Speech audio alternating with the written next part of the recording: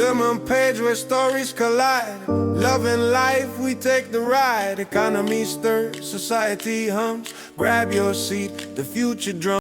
Yo, it's your man again, Emmanuel. You can also call me KD, and this is DMP Sports. I'm here with my man, Leslie. Numo, Tete. Hey, You sure say you did? I already see you well. we did. The You room sure? go down small. It but go we go still down. there. It go go Yeah. down. After you Amen. say United, we are coming to Emirates to destroy there. We are going to Charlie. set records, and we did it.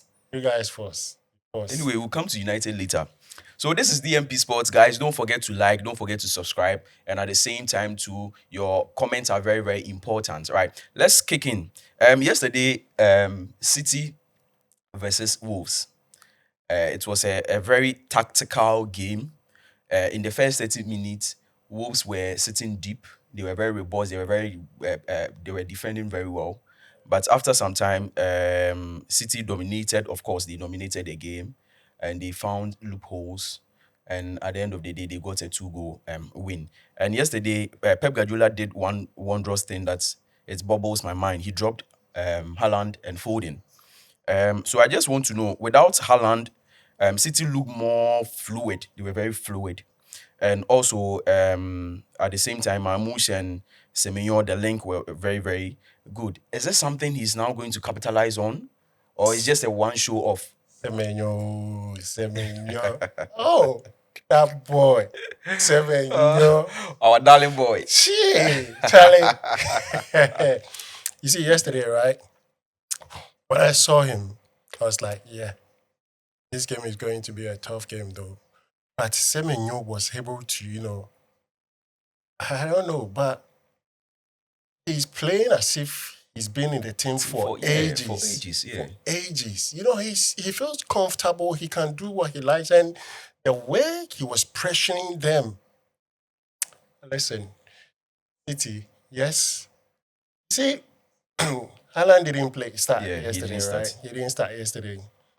I think Pep knows that now he's gotten a player who is as equally as good as Haaland. I'm not saying that they're on the same level, but they're not the same he level. can relax. He can start him and, bench Haaland more and make sure that, listen, the balance in the team is all right. Because Semenyo yesterday, you didn't see any weakness, any weak point without Haaland.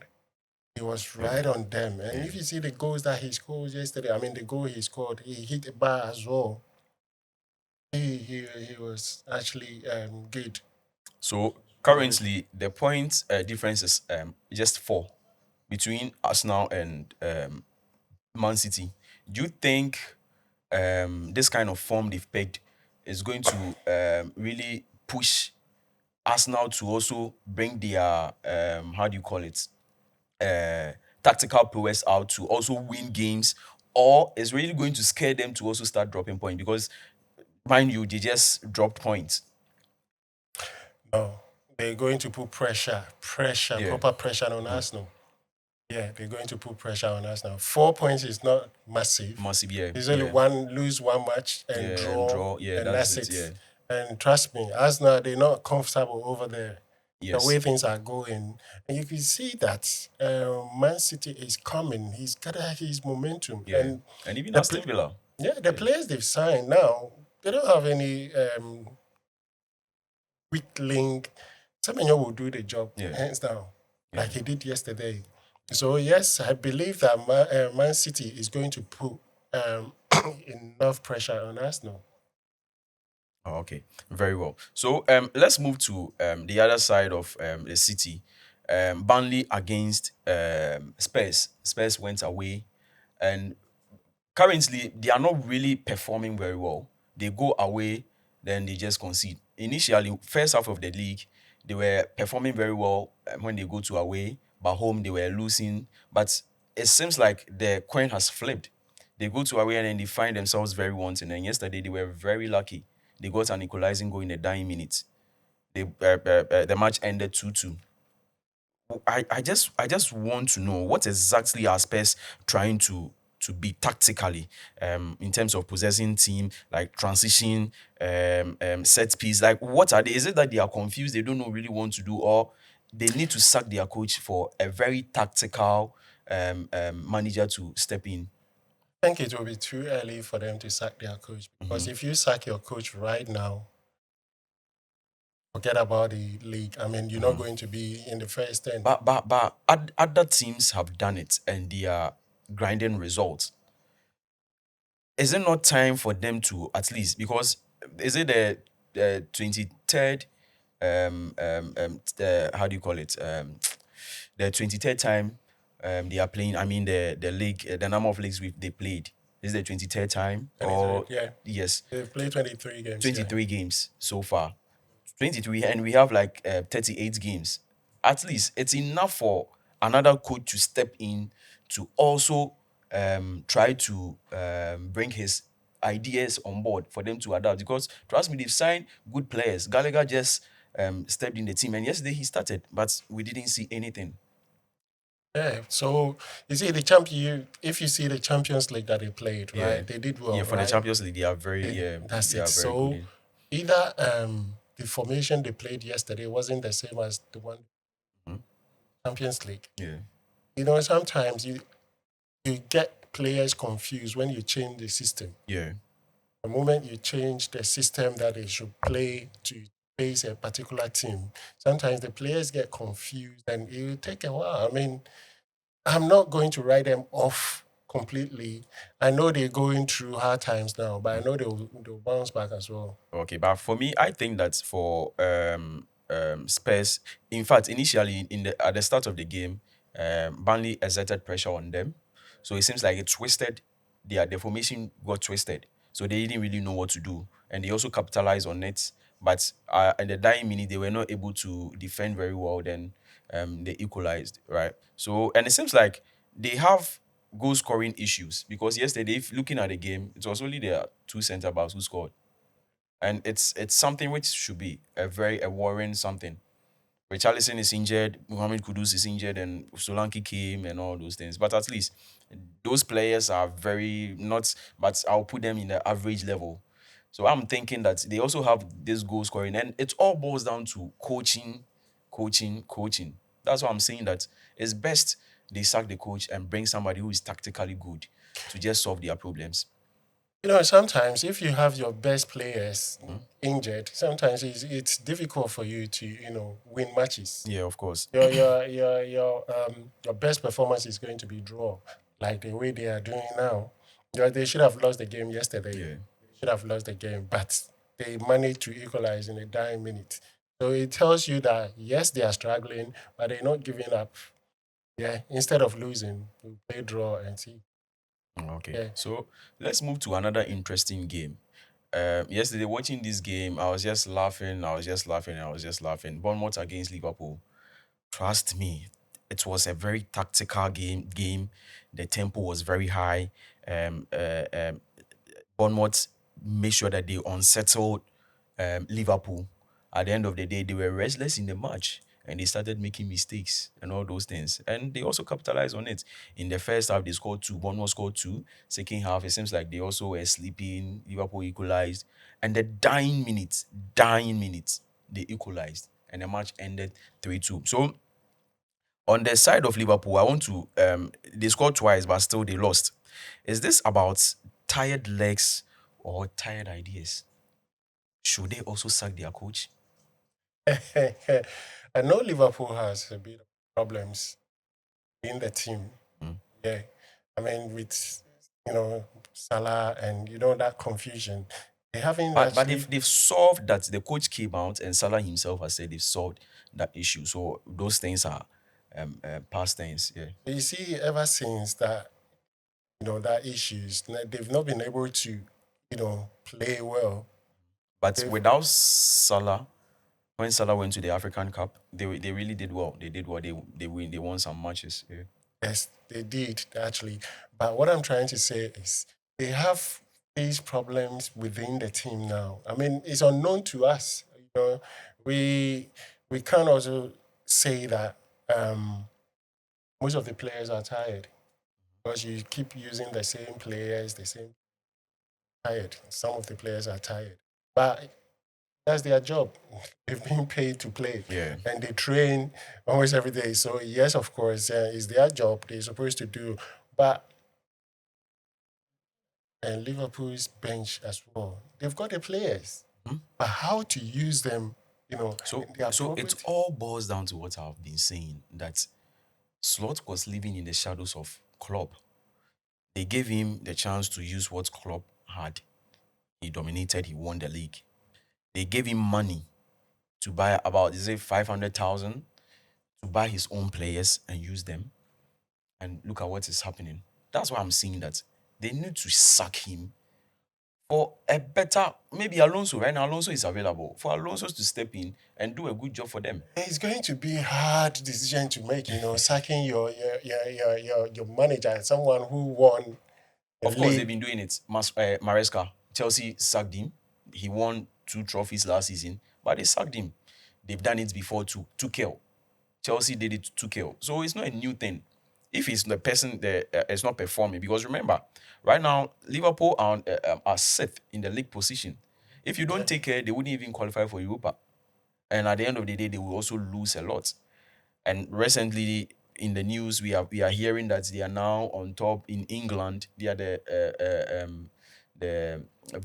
most valuable team in England, right? And of course, if you don't qualify for Champions League, you are really going to drop and you are going to lose a lot of money. They need to sit up. I mean, I believe that whatever problems they're having, they can solve it. And if they need to do something, they have to do it now. Yes, of course. Because they're going. Now, before, you can't say that you've written Liverpool, you've written them off No, we've completely. written them off in terms of winning the league, but In of terms course, of- top 4 it's possible. Yeah, Yes. top 4 it's possible. Yes, But top between, four, even between top 4, it's not possible. That's what it's I'm possible saying. because right now United are on 38 points, Liverpool on 36 points. Uh-huh. So it's just 2 point difference. But Yeah. yes, just 2 point difference. But what I'm trying to say is, who is first? Arsenal 1, City 2, Aston Aston Villa. Villa 3, Man U 4. Are you trying to tell me that you sit down? No, Man U for will sit United, down? we are not going to sit down for them too. That's it. Yes. So top 4, I don't think if they It's keep possible. they keep doing what they are doing, I don't think they'll be able to be in the top 4. Okay, very well. Man U has taken that position. So Very well. Amen. Amen. In fact, United can win the league. Of course, yes, it's possible because between United and Arsenal, it's just 12 points. Massa, please. And based I on beg. what the kind Massa, I of beg, football I Arsenal beg. is they are playing, Stop come on, dreaming. I come beg. on, it's possible. What Believe. is possible? We. Viewers, You don't worry. are you being You serious? don't worry. Let's go to where you lived. Crystal Palace. Crystal Palace is in London, right? You live there. Yeah, you watch most of their matches, and yeah, today they met Chelsea, and Chelsea did it for them. The match ended 3-0. The match ended 3-0, and Chelsea dominated in terms of transition. They were tactically good and tactically disciplined. They were robust at the back.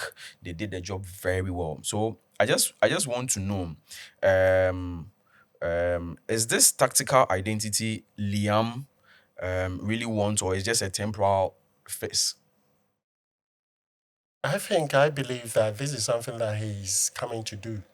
It's not just a temporary something, because when you look at the way he playing against Arsenal, right? You saw the way he positioned the players. He had a plan, in mind, and he really executed it perfectly. Now, looking at the other matches that he's played, today against Crystal Palace like this, I mean, you might probably think that, maybe it will be 1-0, 2-1 or something. But 3-0 going to Yeah, Palace. a very massive result. Win It's not easy. 3-0. And It's not easy. And Palace themselves, this season at home, they've not really performed very well. Yeah. Don't perform well. And for them to be selling some of their best players, Best I players, don't of know course. what Of course, they want to. of course. They haven't signed any new player. Not have yet. they? Not yet. Yeah, Not so yet. It's not here we go yet. Yeah. they have a bit of money in the bank. So And I'm also- believing that they would probably sign someone. Very well. And also on the part of Crystal Palace, their defense organization was exposed. And is this a systematic issue or it's down to personnel and morale? Well, I mean, Because Oliver Glasner, as we know, is a very master tactician. He's been linked to even United and other big teams. He himself has said that he's not going to extend his contract. Right. So is this a systematic issue or is down to personnel and morale? the finish in the first place, why would you say one of your best? No, for And I think for Guehi, his contract was going to end at the end of the season. And of course, they wanted to make some money. They didn't want him to go free. So they took a little, like 20 million from Man City, and they allowed him to go because the player has decided not to stay. Right. So of course, yeah. so you do that, you don't have a backup, have to let the best. Well, they didn't have any option. The player wanted to go. Of course, City is calling, Pep Guardiola is calling. Would you stay? Wow. So then that's why they are suffering now. I mean, and if they don't take it, it's going to be something that will repeat itself again because losing 3-0 at home. I mean, Crystal Palace usually not 3-0 at home. Even the almighty Arsenal will go there. So yeah, it's something that I believe that they will get a replacement, a better Better replacement. replacement and bounce back. Okay, so let's go to the match of the day, which is Arsenal and Manchester United. Over the years since Arteta came, Arteta has dominated, even both away and home. He's been dominating, and this match ended 2-3 in favor of Manchester United. Nobody expected such results. Me, myself, I predicted 2-1 against Arsenal because I had that belief that we were going to pull a surprise today. It was a very thrilling encounter. It lived up to its billing, right? And Arsenal dominated again. Um, there was this critical errors they committed at the back, which resulted in United's first goal. So I want to know Arsenal dominating possession, but they conceded 3 goals. That does it's a tactical flow in the build up and just inefficiency in the final third. Right. So I just want to know United transition play was lethal and was is it a design that United sat down or maybe in their boardroom they decided that okay, this is how we are going to play against Arsenal. We'll let them come to us, then we'll hit them on the counter. Or it was just a mistake on the side of Mikel Arteta. So I believe that United came with a plan, a game plan. They were going to allow Arsenal to play. We will sit back, wait for you. Pray that um, we're going to grab an opportunity, forcing you to make mistakes or something. Then we just bounce on it and that's it. And if you see the 3 major mistakes that we did at the back, it cost Yeah. Zubimendi. Zubimendi. Don't get me wrong, he's a fantastic player. He's a good player. But anytime, there are these small mistakes that he's been committing, and that mistakes is very expensive, even though they are small, very Yeah. expensive. The goal that he gave away today like this, look, was a silly mistake. And he wasn't under any pressure. And if these things are better to not sit back and try and fix them, it's going to cause us the league. Because United didn't do anything in the first half. They didn't do anything. They Yeah, they allowed us. capitalized on the mistakes. They, Yeah, you that is committed. what they did. They came with Because a at game the end of the plan. day, they played only 3 shots and they scored 3. That's it. Yeah. They came with a game plan. Let them play. We are going to capitalize on their mistakes. That if there should be any mistake, and they did it fantastically. I respect the coach. I mean, his game plan worked today, and yeah, well done to United. Yeah. So to be honest with you, me today I'm very happy because United won. Going into the game, nobody thought that this was going to happen. We were all tensed and we were thinking that Arsenal they are going to grind us. They are going to really massacre Manchester United at the Emirates. But at the end of the day, United came as a victor and tactically, but not that we are rooting for Carrick to be Manchester United's manager. No, mostly whenever they come as a caretaker coaches, they perform very well. You remember what Ole Gunnar Solskjaer did, We want somebody who is tactically good, somebody who can command the dressing room, on the pitch, somebody who can command the players to play according to whatever they've planned. In the likes of Xavi, De Zerbi, and the rest. Even you can even add Maresca to it. We want such and Alonso. We want such coaches to coach Manchester United, to come to Manchester United and coach them and then bring the best out of the players that we have, the resources that we have. Let's switch to Spain. Real Madrid. They started with intense pressure to disrupt Villarreal's build up. At the end of the day, they won by 2-0. Kind courtesy Mbappe. Right now, he's played 20 games. He scored 21. I want you to, I want to give you the major three games that they played. I want to give you all the results so that we do the analysis on it. And also, Atletico Madrid, they delivered a convincing 3-0 win. And of course, almighty Barcelona, they also delivered a convincing home win with goals from Dani Olmo, Rafinha, and Lamine Yamal. I want to know, on the side of Barcelona, they dominated possession, but what was the key tactical trigger that finally broke Oviedo's defensive compactness? Because in the first half, it ended 0-0, and they came and they did what they are supposed to do. All right, so I want you to add all these three matches and let's talk about the tactical analysis in. With Barcelona, first of all, I mean, we all know that Barcelona, Yeah, if you play with Barcelona and first half you ended draw, doesn't mean that you've won. you've won. Yeah, Yes. you don't have to They will jubilate. come, you don't have to jubilate. They will come with a different, Yeah. tactics altogether. And that's exactly what they did. I mean, you could play in the first half, I mean, based on your team selection, that things wouldn't be going on properly for you, well for you. Second half, if you have a good manager, Yeah. you could pinpoint the mistakes The and mistakes, things yeah. that you did. And I believe that's exactly what they did. Yeah. Yeah. Madrid, Mbappe. Well, so yeah, when they had I mean, the last week or so, when the spectators were booing, Yeah. Booing the Mbappe, Vinicius, and Jude Bellingham. Yeah.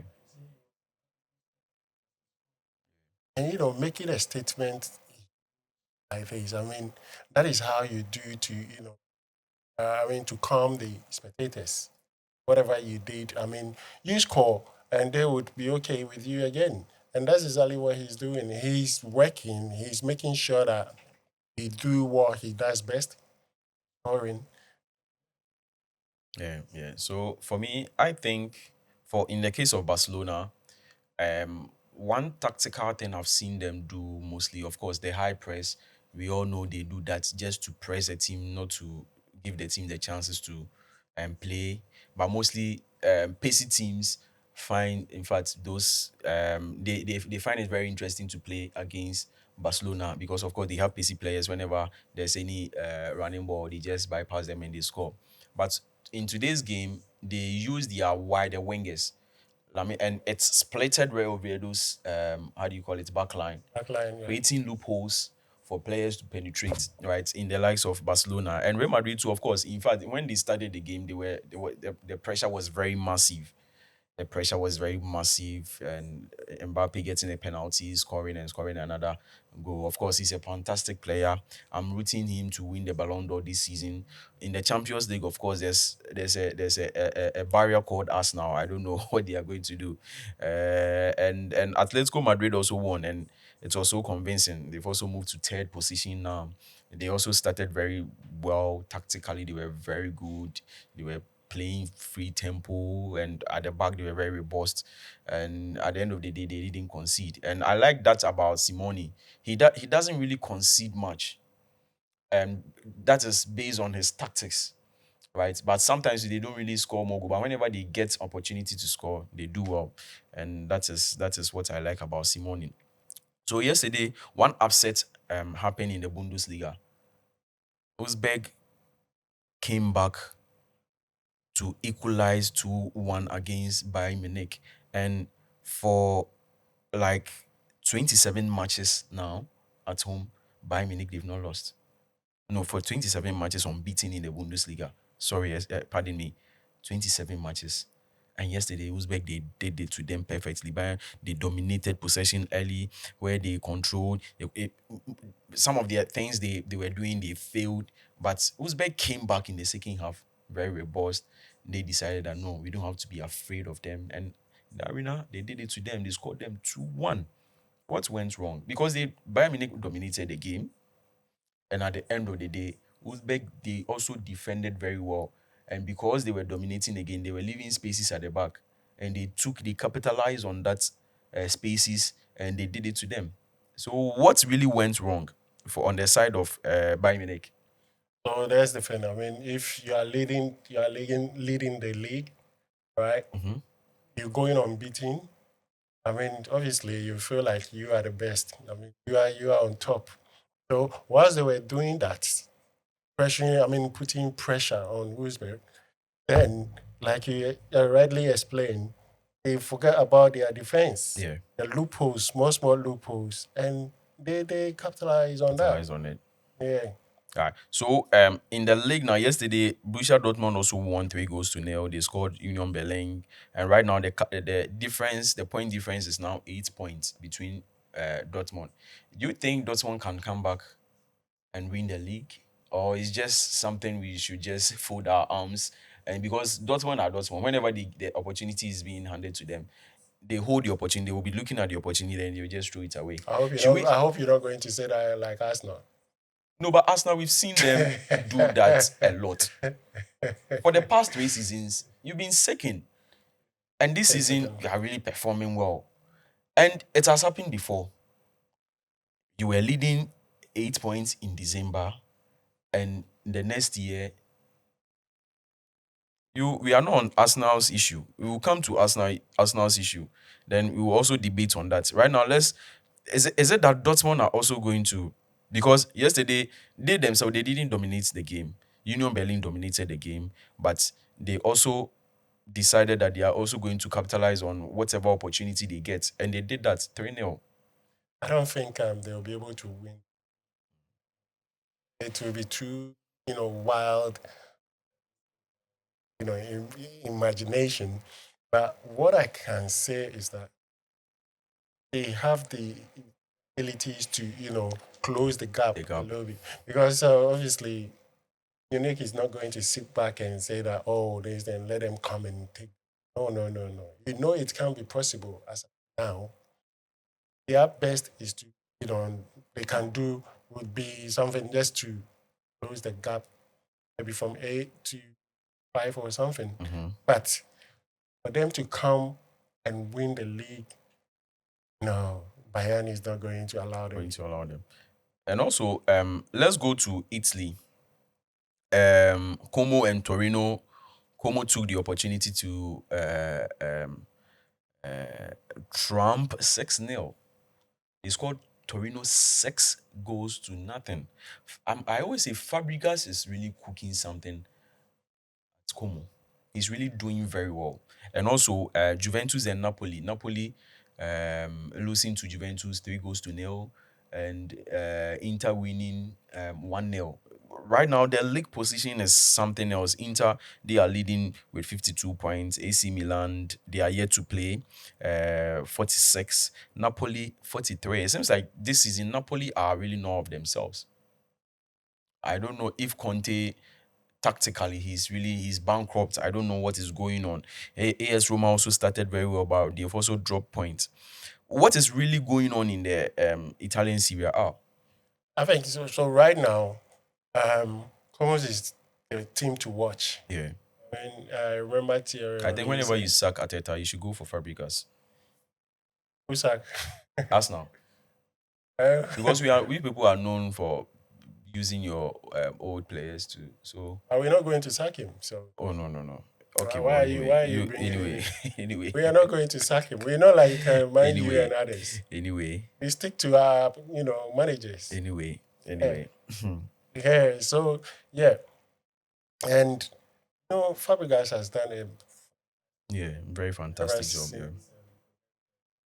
So it wasn't as if they started from somewhere good, started from scratch, yeah, and for them to be playing like the way they're playing, they deserve, yeah, deserve proper praise. yeah. And I hope that they take the lead. Maybe.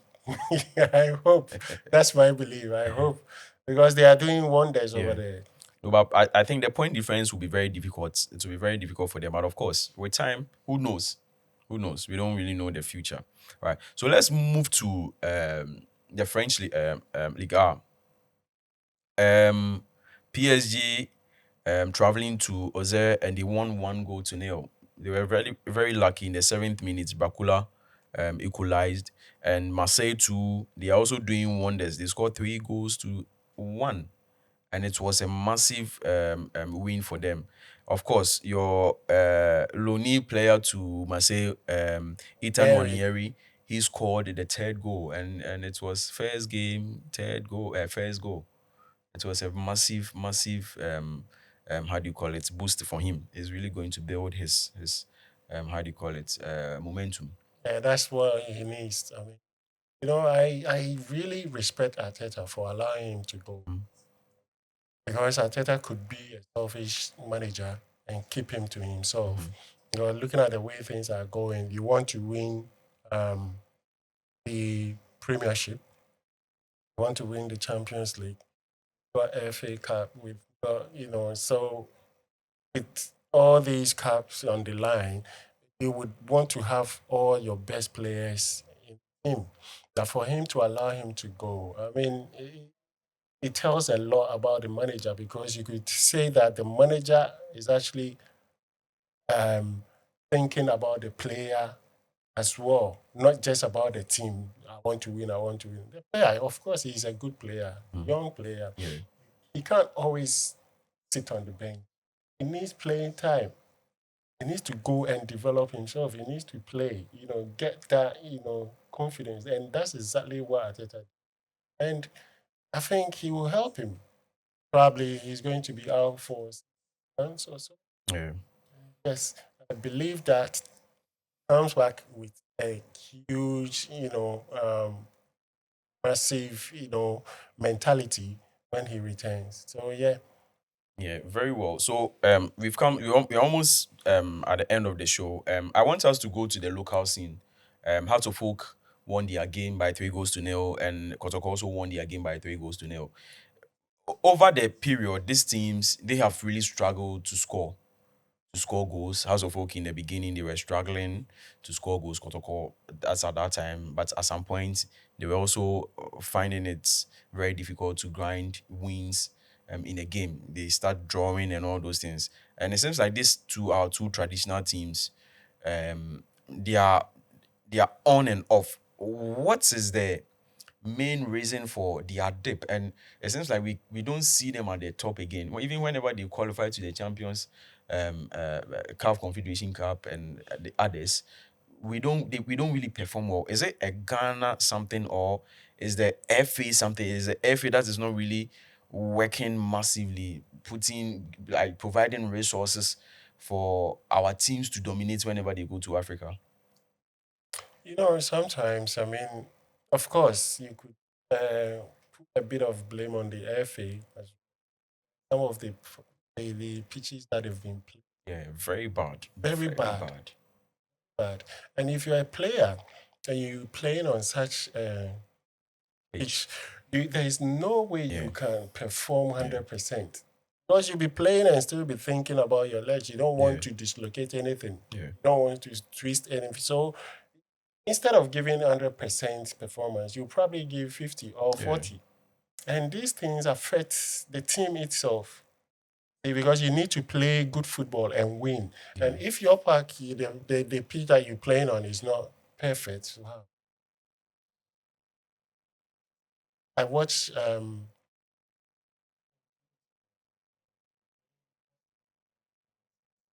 in the name of the team. And you see that the players they want to, exhibit their skills, but the pitch, the So condition bad. so bad. So bad. You put in a pass and it will be wobbling, and so yes, of course. I mean, and sometimes the formations the managers play. So as of they, I know they were struggling, they were conceding because their number one keeper was out for some game, and he's been performing well. I mean, he's been performing now. Performing. I mean, the other time he won and the man of the match. And yes, you could tell that now they are moving forward. Like Yeah. they gradually they are coming up slowly. So yes, I believe the FA So yeah.